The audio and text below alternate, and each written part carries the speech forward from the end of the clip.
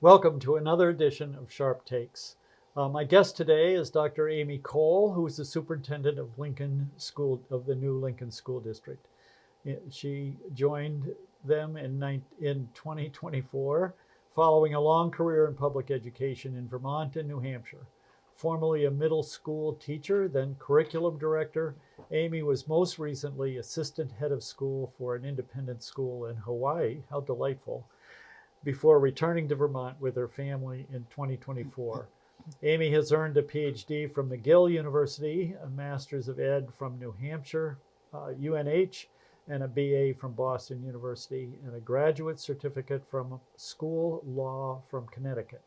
As superintendent, Amy also serves in many roles in the Lincoln School District since it's such a small district. So welcome, Amy. It's great to have you here. Great to be here. Thanks for having me. And the theme of this show is with public education, where are we now? Where do we want to be? How do we get there? And how do we pay for it? So Lincoln's path over the last several years has been relatively unique. Mm-hmm. Where are you now? As a district? Yeah. I think we're in great shape. And I joined mid-year last year, so I joined in January. My predecessor, Madeline Crudo Burke, was the opening superintendent, had helped the district kind of get through that change. And then the doors opened July 1st, 2023, and I joined them in January. So some of what I'll sort of share in terms of their pathway, I wasn't present for, but have heard wonderful stories. And I've met with some of the members of the folks who were active in helping it come to fruition. When I came in, my goal was to sort of assess where we're at. And it was, for lack of a better term, kind of a startup or a restart-up of a district, which was a lot of fun and exciting. It's coupled with a community that is incredibly supportive, and faculty and staff who are just willing to step in and do whatever's needed to support kids and families. Yeah. So I feel like we're doing really well. I have an amazing board that I enjoy spending time with, and they have developed a budget 2 years in a row with me. We just put forth our second budget, one with Madeline, and increasingly found a way to decrease per pupil expense, decrease tax rates. And, you know, that's in large part because we're really thoughtful and conservative about what we really need to run a small district. And how many students do you now have in the elementary school? In the elementary, it's K through 6, right? Or is it pre-K? The elementary school is K through 6, and then we have pre-K partners. We had about 75 last year, moved around a little bit last year. We're up to 81 this year, looking like we're 86. I think we're going to be 90 the next year. So we're actually seeing an increase in enrollment, which is unusual in Vermont and unusual for a small town. And then we have about the same number of students in our 7 through 12, the majority of whom attend Mount Abe. Is that because you have people moving into the district, or are they young people building families? You know, it's a little bit of a mix. You know, Lincoln is not necessarily, and I'm new to this area. I lived in Chittenden County for many years, and so I'm really getting to know Lincoln. Lincoln is an area where people take pride in having lots of land and you know, don't mind driving up those class 4 roads to get to their homes. And so I don't know that I have a handle on exactly what that trend is. I do notice every time a house is for sale and wonder what's going to happen. And it's a really welcoming community. Yeah. Well, it's remarkable that you've grown from 75 to 81. Is that the numbers I I've been remember? told the high was 120 pre-COVID, and then a drop, and now it seems to be creeping back up again. Yeah. I don't anticipate that, given the trends in Vermont, I don't anticipate there's going to be a huge increase, but it's definitely steadied. Yeah. Mm-hmm. And then beyond 6th grade, your students go where? So by Vermont statutes, if you don't designate a school, then it is a choice school.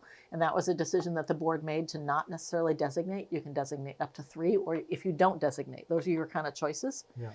So the vast majority, over 80% of them, go to Mount Abe, and we transport over to Mount Abe Middle and High. And then a couple students have opted to go, for a variety of reasons, over to Addison Central and up to Champlain Valley. And then some more have chosen to attend approved independent schools. But by and large, it's still Mount Abe. Yeah. Great. And so where do you see the future of education in Lincoln and in Addison County or the state? The future of education, that's a broad question. It sure is. Am I talking about student learning? Am I talking about governance? What? What do I Either, wanna talk both. about? Where do you want to start? Can we talk a little bit about student learning? Because that's my Absolutely. favorite topic. I mean, the future of education. You know what? One of the things that's wonderful about working in this profession, as you know, is it's such a dynamic profession. The profession itself is so integrated with society. It both leads and it responds to societal change.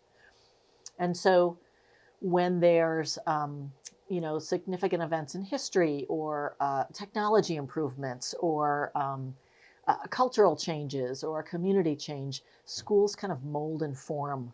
They both react to and they kind of lead that. Yeah. And so that's one of the things I love about education. Right now, I think we have a situation where we always have a situation where we're teaching students to live in a world that we don't know yet. But it's become more so. I would venture a guess. I don't have any stats to say that, but as somebody who's been in this profession for 30 years, it's become more so. It's just a really fast pace. And so preparing them for a world where social media is no longer a new thing, it's a thing. It's here. It's not going anywhere. AI is here. Some of the lessons some of the learnings I think that we stay focused on have transcended. I was thinking about this the other day, have kind of transcended all of those changes and eras. Learning how to look at information critically, learning how to find empathy and understanding of different perspectives, learning how to have meaningful dialogue. Those are still some of the things that are really, really important in our schools. And I'd like to think that we're still focused on those. Yeah. We can't take our eyes off those things. No, especially these days. Right. So when you talked about the pace, I'm reminded of a video I saw once where it had the progress of human life, or from the beginning, Neanderthal man, to the present time, and the clock moves rather slowly for the first half hour, and the pace then begins to pick up, and the Industrial Revolution, and then in the last 5 minutes, the photo journalism just flashes by so fast, because that's what's happened in our cultures. My dad, born in 1917, was early on in having a car, early on in having electricity, early on in having a telephone, and now it's unbelievable the progress that has happened in his lifetime, which is, I don't know, hard to deal with in schools. It's hard to deal with in life. How do you figure out how to save for retirement? What's that mean? Right. And how do you help students help ourselves understand that all of those had value? Like, it isn't progress meaning that something else was bad. We had our first and second grade classes this year. They've been studying the history of Lincoln, and in particular 1925. They chose a moment in time and they looked at sort of the building structures around that period. And then they just spent an entire day engaged in actual living in a classroom in 1925, and they had slates and they had and so immersing kids in that history so that they can value what it was and what they have right now. It was a lot of fun to watch. They just put on a museum the other day. And then some of the other things that my office is currently obviously in a K-6. I have worked in central offices that have not been the large central offices. I've worked for the two largest districts in the state, the former Chittenden South and Essex Westford. And I worked in a school. My first administrator job was in a middle school down in Charlestown, New Hampshire. And being in a school, which isn't for every central office and isn't for every administrator, it's inevitable that it grounds you. The students are right there. The fire alarm goes off, it's right there. The kids are right there. They're coming and giving you a cupcake when it's birthdays. And so you do stay grounded there, and I really appreciate that. But one of the things that I've learned pretty quickly over in Lincoln, spending time directly in an elementary school, is how important play is. Watching young students engage in organic play, whether it's I walk out and I see the after-school program or out at recess, how they organize themselves, how they give and take with each other, how they engage in dialogue, how they invent rules to games and engage in creativity. It really made me think about, we need adults having those skill sets, right? To invent, to talk to each other, to be able to give and take. You don't get to have the igloo all the time. I can have the igloo this time. How do we build this? How do we build this snow fort? It's just so important. I don't mean to say that we should have play all day long at school by any means. Academics is important, but I don't know, I've become more attuned to the importance of that. Well, I think if you look at infants, and toddlers, they play all the time, right? Mm-hmm. And they're learning, they're soaking up everything. They're soaking up language, they're soaking up everything. So they're learning at a very fast rate as infants and toddlers. Right. And then somehow we get to this point in first or second grade where we say, okay, enough of that. Now we have to learn all in our heads, or the adults have to set the rules for you instead of sort of allowing that to grow on its own. So that's been a fun learning for me. Yeah. So that's 75 or 80 kids, really dynamic. Is there a situation where an elementary school is too small? Or what makes 75 kids dynamic in one community and not in another community? Where can we, as we look forward, we have a lot of schools that are smaller than 75 kids. At what point do we close those schools, or do we keep them open even if there's 5 kids in, a 1-2 classroom? I know there's a temptation to try to find a simple answer for that, some algorithm that would be there, some number, and I have empathy for that. I really do. I have great respect for our legislators and what they're trying to grapple with. As somebody who works in the field, I have seen large schools that have struggled, and I've seen small schools that have thrived, and I've seen vice versa. Yeah. And so it really does depend on the community. It depends on the context. Where are they located geographically? What are the teachers willing to do? For a teacher to be able to either loop or do multi-age is an extraordinary ask, to be able to teach that range. And yet there's some extraordinary benefits to it when it's done really well. We have, some structures in place that have been put in place far earlier than I've been there. Something called Common Morning Meeting, where every Tuesday morning, K through 6 students meet for 20 minutes, and they are mixed up, and that group will kind of move from year to year.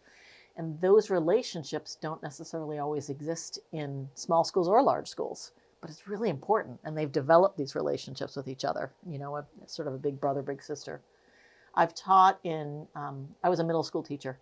And I taught in a middle school environment, and I taught in a K through 8 environment. As an educator of middle school students, I preferred the K through 8 environment because it allowed middle school kids who are struggling with whether or not they want to be kids or adults That's a challenge to be the leaders in a school. And I, as a middle school teacher, that's a bias of mine, but I also see some middle schools that are just fantastically built around understanding adolescence. So I don't know that I'm answering your question. As a teacher, and I teach graduate students, I struggle with a graduate school class with less than 6. I'd prefer 10 to 12 in there. But it really depends on so much. I've worked my first curriculum director job down in New Hampshire. One of our schools was a 2-room schoolhouse. I have no idea if it's still running right now. But boy, those 2 teachers, they had it organized. Yeah, well, certainly almost all of us could look back and remember teachers that made a difference in our lives. And they aren't the same student to student. Right. Because one teacher can speak to a certain kind of student better than another. I mean, that's just the way life is. However, going forward, somebody somehow has to figure this out. How schools continue to function. If you only have 30 kids in the school, how do you know? Yeah, and who makes the decision? It's much harder work in many ways to have smaller numbers of students. It is much harder work, and sometimes it's worthy work. So I don't know that I have a number on it. I would say in Lincoln, our numbers are pretty stable right now, but we also have a faculty who, if we needed to shift some multi-ages in order to make that happen, then we would. A recognition that, boy, this number feels too small. I feel like the students' needs are, you can't put them in the right reading groups. You can't sort of organize them in a way, and they get a little stuck. And then this number feels a little bit large or harder, but it's not impossible.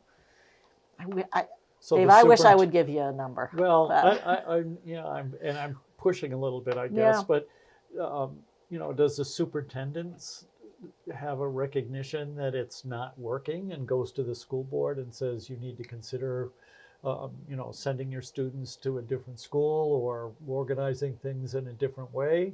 Or do the parents get together and as a petition? How do you get to the point of making the right decision for children? And I'm currently not in a district. I'm not in a district that has more than one school, but I do know that some of our neighboring superintendents are engaged in that.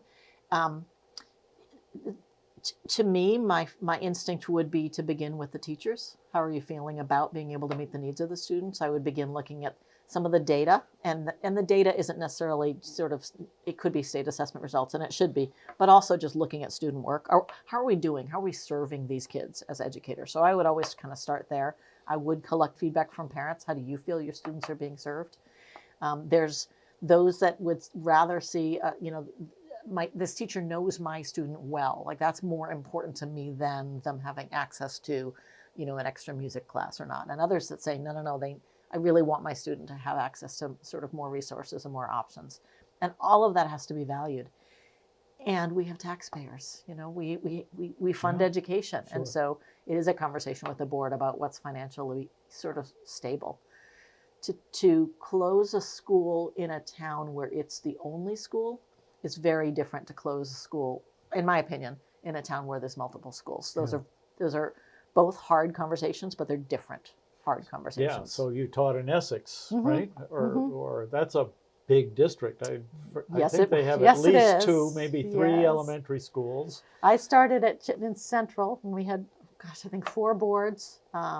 Essex Junction in itself has 5 schools within walking distance of each other. And then we merged with Essex Town, became Essex Westford. And so we moved from 7 schools to 10 schools. And so I do know there's very real conversations in Essex Junction about whether or not they should close one of their 5 schools because they are so close to each other. And it's painful for them. It's painful because it's what they know. It's because change is always tough. You identify with your elementary school. So I think it's really important to have leaders who are able to, and when I say leaders, I mean superintendents and principals and teachers and community members and school board members who, going back to our first conversation, who are able to sit in a space, understand different perspectives, have empathy, have challenging dialogue, and then come together around a decision. I know that sounds trite, but it's our reality. Yeah. And I think the governor's proposal, if I can relate to that for just a moment, I think they have embedded in that is the notion that someone from the State Department of Education is going to come and evaluate, one of those elementary schools in Essex Junction and say, well, this one doesn't cut it. You need to close this school and dictate to what would be a school board from the Canadian border to Brandon, what schools are going to stay open and what schools are going to close. That doesn't seem like it's starting from talking to the teachers and evaluating whether this is a good education for the students. Yeah, I mean, I think what the legislators are grappling with is how much of, where are we on the continuum of, is it guardrails? Is it complete self-determination is it self-determination with some guardrails? Show us this and therefore you can stay open, or show us this and you can kind of keep going in this direction? Or is it we make the decision over here? And that continuum is a pretty wide continuum. And I'm not suggesting that we are all suited to be able to just, through self-determination, figure this one out. Because we are talking about people's attachments, their identity, their home school, their employer, their colleagues. Those are really emotional decisions. Highly emotional decisions. Yeah. But I'm blessed to be able to work with educators who I think really put their students first. And I engaged in a recent conversation because we have a bubble of students coming up, and if we don't do anything to kind of change our current grade configurations, we're going to have one low class and one high class. And So we sat with the teachers in a whole group and just said, let's come up with every kind of crazy idea you can think of. Make sure one of them is cost neutral, but every solution they came up with, they really put it through the lens of how does this serve the students? How does this serve the families? It wasn't about what's hard for me. Yeah. As an adult. So to shift gears a little bit, the Mm-hmm. governor's saying, yeah, we're going to do student-centered education. So we're going to give school choice and voucher opportunities for every student in the state. You've experienced that within your small community in Lincoln. Is that where we should be headed as a state, is to give vouchers to every kid in the state? My impression, having not been here, my impression was not that Lincoln was motivated to create a situation where their students had choice at middle high school. It was what the statutes kind of left them as a choice. So the community needed to, by statute, either designate a school or up to 3 schools, and those could be independent or public, or it's open. And so given the path that Lincoln had followed, my sense is that there was not a readiness or for a community conversation about which 3. And so it did leave it open. And it's something that we've had conversations about. On the surface, you like choice, I like choice. Like, we like choice. Student agency, there's choice, right? We all want to go to the grocery store and get our cheese, not your cheese, exactly. my cheese. We like to have choice. Yeah. And in some ways, there's wonderful, agency around having choice. The tricky part is that when choice, purely marketing decisions, in other words, that school seems like it's more popular, so more kids would go to it, you would think would be an indication that that's a good school. The challenge is what it does to the school that the students are leaving. And so if we even had pure choice across all public schools, I love that as a concept. I would love it as a parent. I'd probably love it as a student. But I think we have a greater responsibility to educate all the students who maybe don't have parents who would be as savvy, because I'm in the field, to be able to, shop schools and educate them in some ways. And so there could be accidental grouping, if that makes any sense. You know what I mean when I say that, right? Well, yeah, we have, my wife and I have a grandchild in Denver. Mm-hmm. Denver has wide open public school choice within the city of Denver, and she's a high school senior. She'll be graduating in May. She's been able to choose the high school within the city.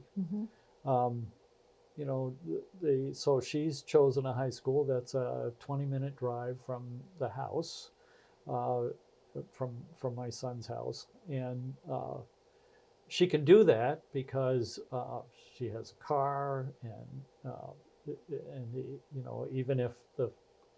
even the years before she had a driver's license, the family had the ability to drive her there, had could carve the time out of work to get her to school and back. So, my perspective was that the kids that were didn't have those assets, if you will, to buy the sports equipment and the books and get the transportation to the school. They had to go to their local high school, even if it was in the low rent district of the state. I mean, of the city of Denver. So you get this sort of bifurcation, I think, of the school, where the kids with means and assets get choice. They do go to the grocery store and see many types of cheese, where other students go to the grocery store and there's only one package of cheese for them. Right. It's tricky. It's exciting. I'd be intrigued to have, I'm just making this up, Addison County-wide magnet schools, and this one is focused on, hyper focused on art, and this one on environment, and you attract sort of like-minded or like-interested people. But then what you have done is like you say, you've bifurcated society in some way. So it's intriguing and it's exciting with some caution. As it is right now with a community school, you are serving the students in that community. And communities, while there are like-minded people who choose to live, or circumstances cause them to live in certain areas, they have things in common. I'd like to think there's also differences that are in there. So it's a tricky question. It's intriguing, Yeah. but it's tricky. Well, and one of my concerns is I taught in the tech center in Essex. So maybe we were concurrent. I was there from 92 to 2012. I was there. Oh, no, I think so at the tech center. Gosh, I may have joined in 2013. I'll have to look at that. Yeah. Yeah. At any rate, why did I even bring that up? I have no idea. Working in the tech center and choice. Well, no, concern for technical education. So one of my thoughts is that we should somehow move in a direction where we have comprehensive high schools. Right now, there's a financial and geographic barrier for a Mount Abe student or a Virgins high school student to go, or even CVU student to go to a tech center. Because they have to get there, for one thing, and sometimes busing's available. Sometimes they drive themselves at a high school level. It's budgetary, a big pressure. So you have to build into your budget X number of students. At 20 grand a student, you budget 10 students, that's $200,000, right, out of your budget. If 15 students decide to go, there's a budget buster. Right. And if we had a comprehensive countywide high school, then that would be one budget. And whether that student chose to get their, AP Calc in the morning and auto tech in the afternoon wouldn't be a budget consideration. Yeah, we still, for better for worse, the way that education is funded, we are competing for dollars. We're competing for students. And that doesn't feel good, when you're trying to serve the public as a whole. And so to think that money might be lost because a student's making a choice that they're passionate about. Yeah. You don't want human nature to pull back on that in any way, right? I don't know tech center education or tech education as well as you do. I had such great respect and learned so much from the tech center over in Essex, which is physically attached, as you know, to Essex High School, and yet they still functioned as two different organizations. So they had the opportunity, right, physically to be as close as they could be, but the rules for high schools are different than the rules for the tech center. That it just didn't make sense. It didn't make any sense. So I'm intrigued by this idea you have about the comprehensive high school. I also would love to see students encouraged more to take that pathway. There are so many students, for whatever reason, whether it's direct, explicit, or subliminal messaging that we have that tech center is less than, that just is not fair to the quality of the programs that there and the quality of the experiences that the kids have there. Yeah. And get on the phone and try to find an electrician or a contractor these days. And it's tough because we just aren't training students who might otherwise love these professions. They don't have an opportunity to find out whether they'd love the profession or not. Right. And we don't train enough to and you know what? It's hard to pick up the phone and get someone from India to come and fix your drain. Right. Right. I mean, we have to have local people do this. So what I do love about the idea, and again, I have more directly in tech centers, but my sense is that by having them spread out across the state, that they have a better opportunity to be more attuned to the kind of work, the kind of professions that are happening in that area, as opposed to a one-size-fits-all. Yeah. And healthcare workers. I mean, we are desperately short of healthcare workers. And I don't know whether, I know in Essex they had a robust healthcare program that closed. And that's tragic when you can't match students' needs and desires with the community needs and desires, and have opportunities in the school. I think is a real problem. Yeah, I know that there's been some work done to sort of bridge technical education with higher education, and I'm kind of intrigued by that. It's something that I I think I saw a little bit more of that when I was in Hawaii, a connection between, there were not sort of tech centers. They weren't called that. They were actually colleges. Yeah. So somehow that combination of flexible pathways at the high school level, access to tech education, but also earning college credit while you're doing it Yeah. might be Well, intriguing. interesting you brought up Hawaii. Don't they have one school district for the entire state? Hawaii's governance is one school district. When my husband and I decided to move there, I had assumed I would work in public education. It was harder to get into than I had imagined. They are their work is centralized over in Oahu, and so then they have what are called complex areas.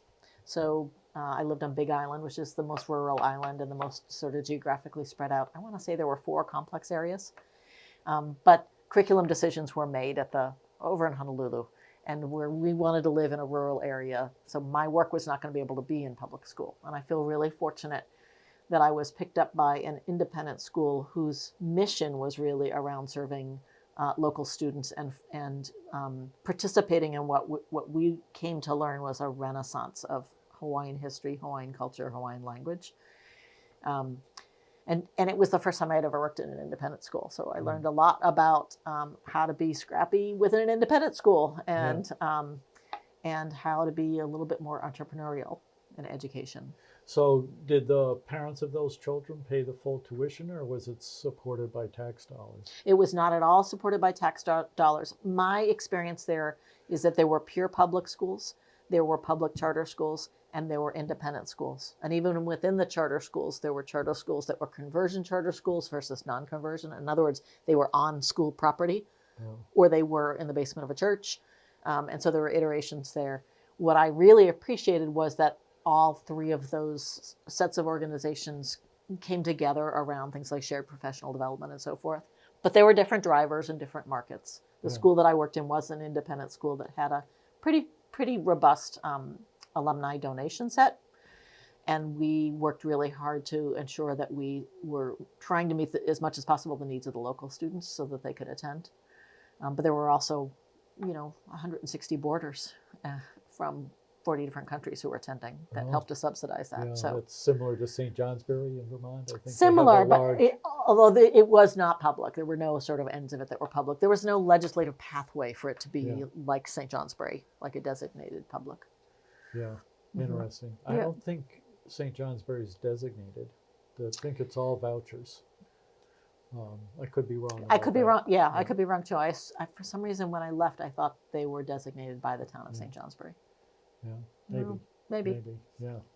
Anyway, thank you very much for joining us today. This is Thanks fantastic. for having me. Having a perspective, sharing a perspective about education with the public is really important these days, I think, as we all grapple with education costs and issues and trying to do the best for our students going forward. It's a big challenge, and thank you for your input. It's great. Thank you. Thank you so much. You're welcome.